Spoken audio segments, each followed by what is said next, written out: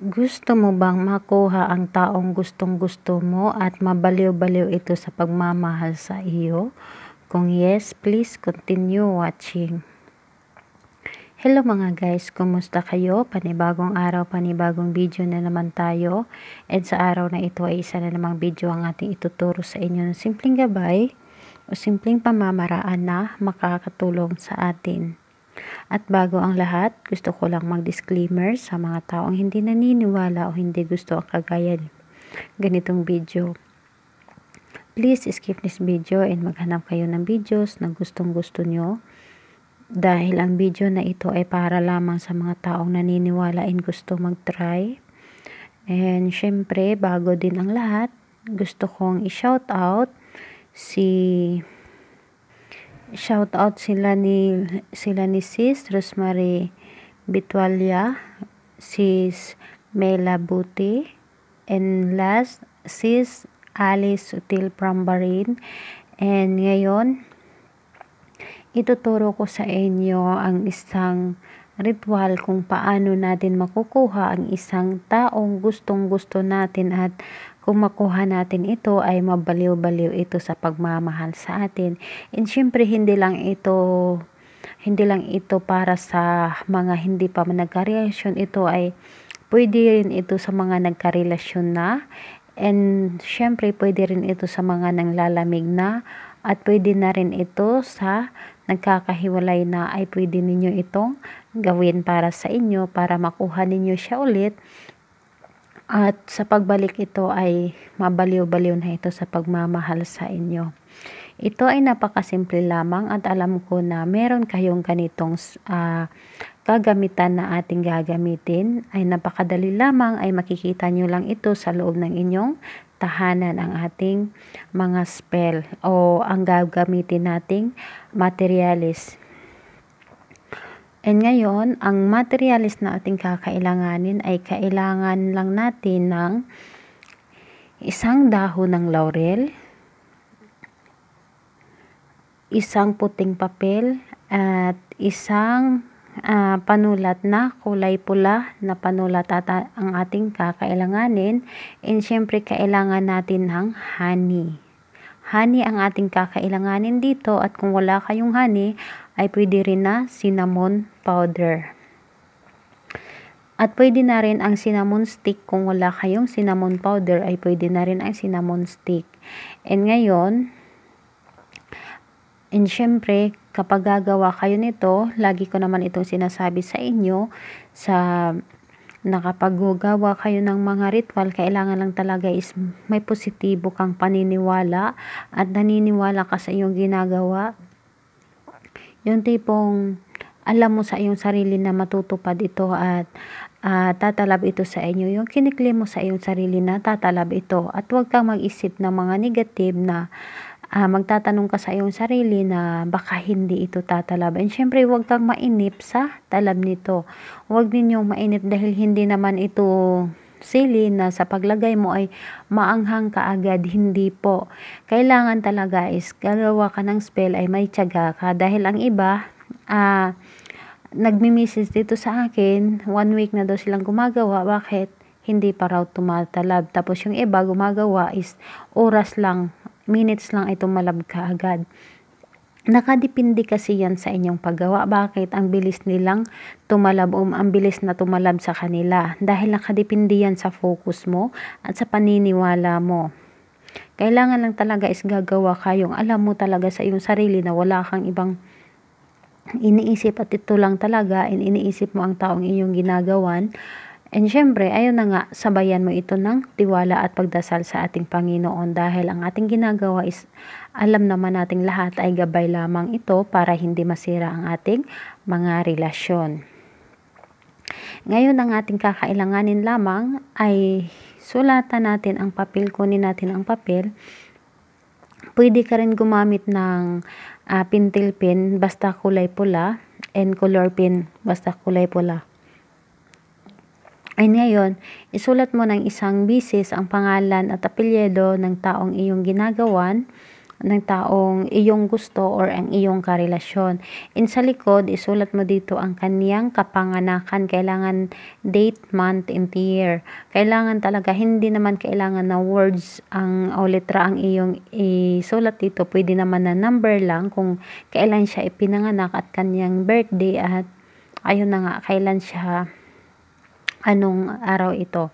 Ngayon, kapag nasulat mo na, ay isang tabi mo muna yan, yung papel natin, at ang gagawin mo dito, ay isulat mo dito sa taas, ay isulat mo dito ang pangalan at apelyido ng taong iyong karelasyon, o ang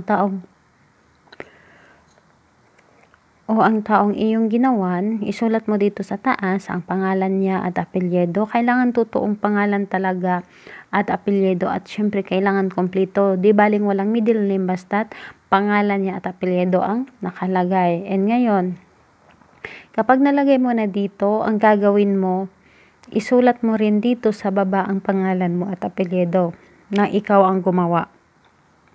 Kailangan pangalan mo at apelyido na ikaw ang gumawa, and pagkatapos nito, isulat mo dito sa likod kung kailan mo ito ginawa ang iyong spell. Isulat mo lang dito sa likod. Halimbawa, ngayon ay ano tayo ngayon, December 2, 2020. Isulat mo lang dito para maano natin kung kailan ito tatalab.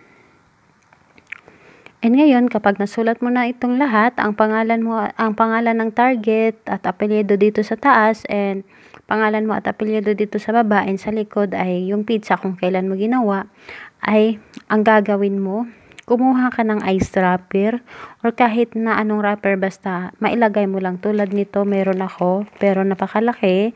Kumuha lang kayo ng maliit, tapos ilagay mo lang dito sa loob ang iyong isinulat na papel at yung dahon ng laurel. Ilagay mo lang dito sa loob, and ang gagawin mo, kunin mo ang iyong honey na ilalagay dito. And yan, kung wala tayong honey, ay ang option natin is cinnamon powder. And kung wala ka rin na cinnamon powder, ay kumuha tayo ng cinnamon stick. Ayun. And syempre, kung cinnamon stick na ay yung gagamitin, ay sulatan mo ng pangalan at apelyido ng iyong target. Mas maganda na masulatan mo.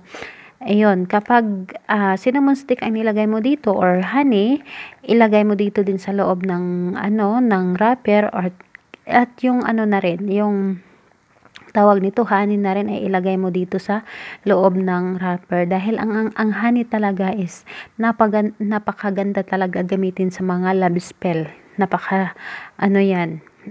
Subok na yan, napaka-epektibo yan para sa mga love spell ang honey. And ngayon, kapag nalagay mo na dito lahat, itupi mo lang ito o balutin mo, and pagkatapos nun ay magwiwis ka. Sabihin mo, halimbawa ay example, pangalan niya at apelyido, tawagin mo. Sabihin mo na diretso at walang gamit na sana. Sabihin mo na ikay maaakin o maaangkin ko. Ikay makukuha ko at mamahalin mo ako ng labis-labis, mabaliw-baliw ka sa pagmamahal sa akin, hindi ka mapakali. Ako na lamang ang tangi mong pakaisipin sa bawat oras, at mamahalin mo rin ako at hindi ka titingin sa ibang mga babae or ibang lalaki. Ako lang ang bukod tangi mong mamahalin, at hindi ka mapakali kung hindi mo ako makikita or makakausap. And ayun, kailangan lang talaga is galing talaga sa iyong puso ang iyong hinihiling para mabilis itong matupad. Kailangan lang talaga lubos na paniniwala. And ngayon, kapag wag nyo lang talaga hintayin ang talab, at wag ninyo masyadong isipin ang iyong mga ginagawa, dahil kapag masyado ninyo itong iniisip, matatagalan talaga kayo. Enjoy mo lang ang iyong sarili, parang wala ka lang ginagawang spell. And ngayon, kung magtatanong ka kung saan natin ito ilalagay pagkatapos, ilagay mo lang ito sa ilalim ng iyong higaan. Huwag sa ilalim ng iyong unan, kailangan sa ilalim ng iyong higaan. And syempre, balutin mo ito ng pulang tela, ang ating wrapper, para mas maganda dahil ang pulang tila ay mas maganda din ito sa mga love spell dahil simbolo ng pagmamahal ang pulang tela. And ngayon, balutin mo ito sa pulang tela at ilagay mo ito, halimbawa ay ilagay mo ito sa ilalim ng iyong kama or sa ilalim ng iyong foam, sa iyong higaan. Kung saan doon ka humihiga, yung tipong mahihigaan mo pero sa ilalim, wag sa ibabaw. Kailangan sa ilalim talaga ng iyong foam or sa iyong kama, ilagay mo ito doon.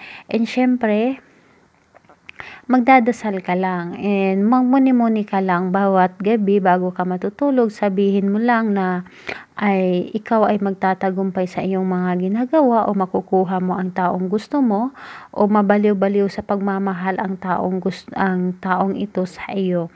And ayun, kung magtatanong ka kung kailan mo ito gagawin mo lang ito ng Tuesday or Friday or pwede rin ng kahit anong araw. Pwede mo rin ito kahit anong araw mo gawin basta't alam mo sa iyong sarili na gustong-gusto mo talaga gawin. Yung parang hinihila ka na gusto ko itong gawin. Ayan, gawin mo yan kahit anong araw pwede mo itong gawin and kahit anong oras. And ngayon, kung magtatanong ka kailan natin ito kukunin doon sa higaan, kukunin mo lang ito kapag ramdam mo na tumalab na ang iyong ginagawa. Kunin mo lang ito doon. And ngayon, sana ay makatulong ito sa inyo at kung pakiramdam ninyo na tumalab na ang iyong ginagawa, ay kunin nyo na lang ito at pwede ninyo nang itapon ito kung saan ninyo pwedeng itapon. Sana ay makatulong ito sa inyo. At bago ako magpaalam, gusto kong sabihin sa inyo na huwag natin kalimutan na kung mahirap man tayo o mayaman, may pera man tayo o wala, huwag tayong magsawa na magpasalamat sa ating mahal na Panginoon. And don't forget to subscribe to my channel. Bye bye everyone. God bless us all.